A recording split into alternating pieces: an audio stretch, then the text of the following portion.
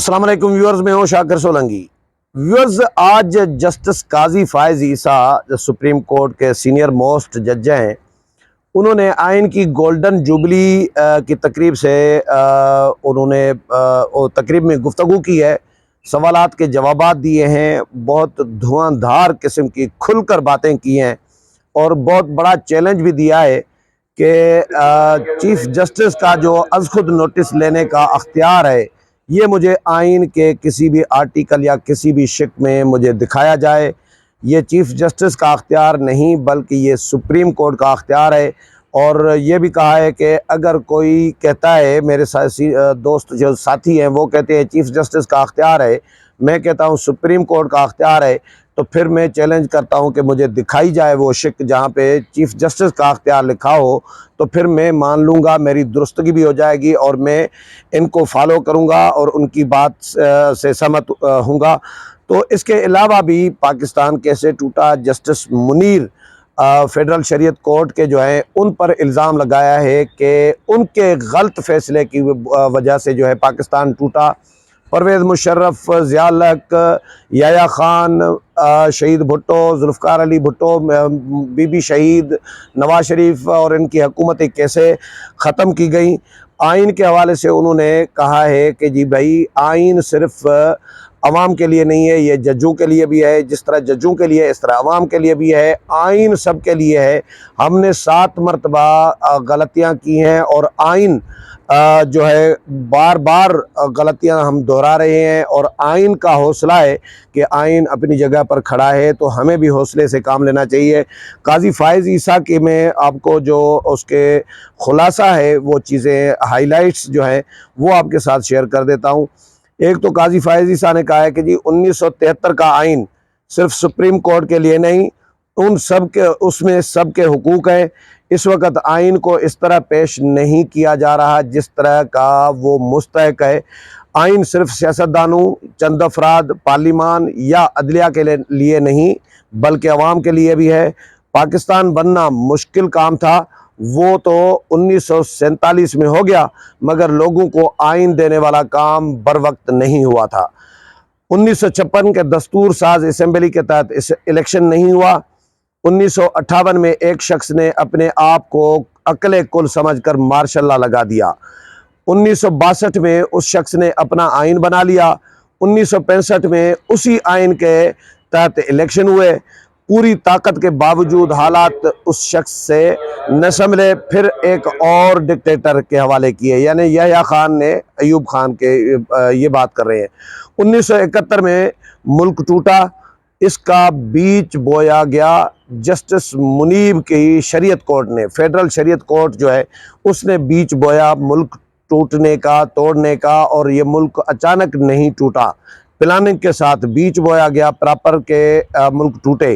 1977 کے انتخابات پر الزامات لگے، شفاف نہیں ہوئے، اس کے باوجود دونوں مخالفین ٹیبل پر بیٹھے، دونوں فریقین میں معاملات طے ہو گئے، معاہدے پر دستخط ہونا تھے، پھر ایک شخص آ گیا جو 11 سال قوم پر مسلط ہو گیا، یعنی مجیب اور بھٹو کے درمیان پی این اے اور بھٹو کے درمیان مذاکرات بھی ہوئے تھے، تو اس وقت پھر ملک ٹوٹ چکا تھا، ظاہر ہے 71 میں مجیب تو نہیں تھے، لیکن 77 میں پی این اے اور بھٹو صاحب کے درمیان کہتے ہیں کہ مذاکرات اچھی بات تھی، لیکن اس کے باوجود ضیاء الحق کے لیے کہتے ہیں کہ جی وہ ایک شخص آیا اور قوم پر 11 سال مسلط ہو کر بیٹھ گیا۔ پھر عدالت سے ذوالفقار علی بھٹو کو سزائے موت ملی۔ پھر جمہوریت پسندی اور ریفرنڈم کا ڈرامہ رچایا گیا۔ جب ریفرنڈم ہوتا ہے تو ٹرن آؤٹ 98% ہوتا ہے، حالانکہ ریفرنڈم میں تو پولنگ بوتھ خالی پڑے ہوتے ہیں۔ عام انتخابات زور شور سے ہوتے ہیں لیکن ٹرن آؤٹ 60 سے بھی آگے نہیں جاتا، اور ریفرنڈم میں خالی بوتھ پڑے ہوتے ہیں لیکن ٹرن آؤٹ ہوتا ہے 98%۔ اور یہ حقائق ہے جو قاضی فائز عیسیٰ کہہ رہے ہیں، یہ حقائق ہیں، یہ سیاسی جماعتیں، سیاسی ورکر یا پاکستان کے سوجھ بوجھ رکھنے والے سنجیدہ طبقات ہیں، وہ تجزیہ نگار ہیں، وہ اس کو ریئلٹی کو تسلیم کرتے رہتے ہیں، لیکن یہ ایسا کم ہوتا ہے کہ ججز یا بڑے بڑے عہدوں پر بیٹھے ہوئے لوگ اس طرح کی باتیں کریں. تو قاضی فائز عیسیٰ کیونکہ ظاہر ہے وہ آئین کو پر عمل درآمد کی کوشش کر رہے ہوتے ہیں، جو ان آئین کے مطابق وہ سمجھتے ہیں کہ یہ درست ہے وہ کام کر رہے ہوتے ہیں، اپنے ہی چیف جسٹس کے ساتھ بھی اختلاف رائے رکھتے ہیں. اچھا جی، آگے کہتے ہیں کہ جی ضیاء الحق 98(2)B کا استعمال کر گئے، پھر اس کے بعد غلام اسحاق خان نے 2 مرتبہ 58(2)B کا استعمال کیا. مشرف نے خود کو آئین کی شق 277(A) کے تحت خود کو آئینی تحفظ دیا. اگر فیصلہ غلط ہے تو اکثریت کرے یا ایک کرے، غلط ہی رہے گا. وہ کہتے ہیں کہ جی اکثریت کے ساتھ غلط کو درست نہیں ثابت کیا جا سکتا.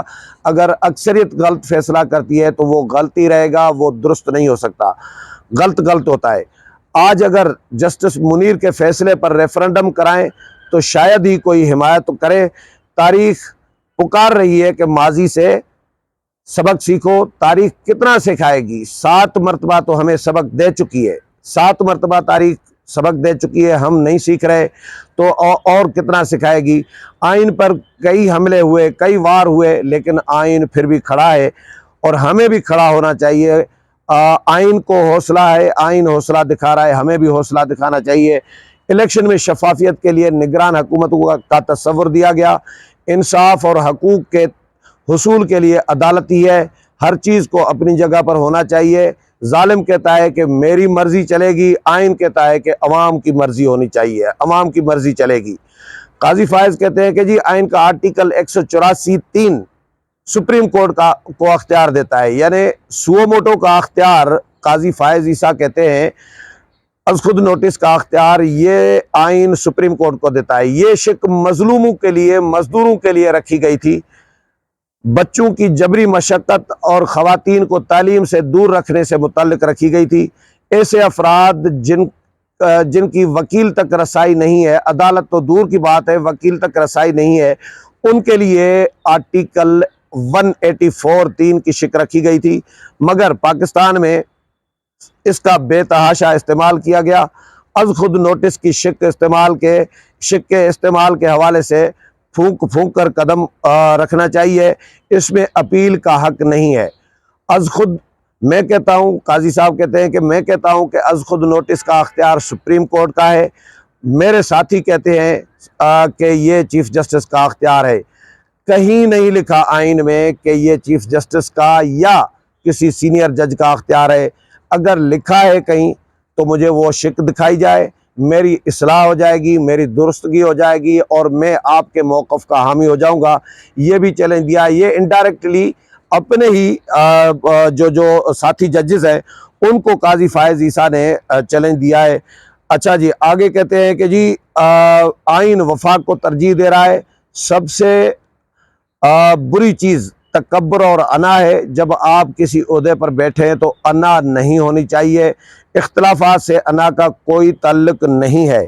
قاضی فائز عیسیٰ کی ابھی اس وقت جب میں یہ پروگرام کر رہا ہوں، ان کا یہ پروگرام چل رہا ہے، اس میں گفتگو چل رہی ہے اور اپنے حوالے سے بھی انہوں نے بہت ساری باتیں کی ہیں کہ مجھ سے اہلیہ اور بچوں کی جو ٹیکس کی تفصیلات بھی مانگی گئی. میں نے تمام جو تفصیلات ہیں وہ بھی فراہم کر دی تھی. تو قاضی فائز عیسیٰ آج تقریب میں شریک ہوئے ہیں کیونکہ آئین کی گولڈن جوبلی کا سال ہے. قاضی فائز عیسیٰ اس سے پہلے پارلیمنٹ ہاؤس میں قومی اسمبلی ہال میں آئین کی گولڈن جوبلی کی جو بڑی مرکزی تقریب ہوئی تھی اس میں بھی شریک ہوئے اور اس پر بھی سپریم کورٹ کے ذرائع کے حوالے سے ظاہر ہے سپریم کورٹ نے اعتراض کیا اور تحفظات کا اظہار کیا کہ جی قاضی فائز عیسیٰ چیف جسٹس سے اجازت نہیں لے کر آئے، ان کو انفارم کر کے نہیں آئے اور ان کے آنے سے سپریم کورٹ کا کوئی تعلق نہیں ہے، یعنی لا تعلقی کا اظہار کر دیا قاضی فائز عیسیٰ کی اس آمد سے. اور یہ بھی کہا گیا کہ جی قاضی فائز عیسیٰ نے جو تقریر کی ہے، جو باتیں کی ہیں، اس سے بھی ہمارا سپریم کورٹ کا کوئی تعلق نہیں ہے، مطلب لا تعلقی کا اظہار کیا گیا. لیکن چیف جسٹس کے یا ان کے ساتھیوں کے شاید بس میں مزید کوئی کارروائی تو شاید نہیں تھی، نہیں تو پہلے تو ریفرنس پی ٹی آئی کی حکومت دے چکی تھی، وہ چیف جسٹس سن چکے ہیں، ان کے ساتھی ججز سن چکے ہیں سپریم جوڈیشل کونسل میں، لیکن قاضی فائز عیسیٰ اس میں بھی جیت گئے ہیں، کیونکہ جو درست ہے وہ درست ہے، اور فتح جو ہے وہ سچ کی ہوتی ہے ہمیشہ۔ قاضی فائز عیسیٰ سب سے ایک الگ تھلگ کھڑے ہیں، اور ان کے ساتھ کچھ اور بھی معزز ججز ہیں، عطر من اللہ ہیں، جمال مندوخیل ہیں، منصور علی شاہ ہیں، جو اپنی آواز بلند کر رہے ہیں کہ بھائی درست درست ہے، غلط غلط ہے۔ تو آج قاضی فائز عیسیٰ کی ابھی تقریر جاری ہے، اور بھی باتیں بہت ساری ہوں گی، اور کوئی بڑی بات اس میں نئی بات کوئی آئے گی تو پھر وہ بھی آپ کے ساتھ شیئر کروں گا۔ اگلے پروگرام میں پھر ملاقات ہوگی، تب تک اجازت چاہتا ہوں، اللہ حافظ۔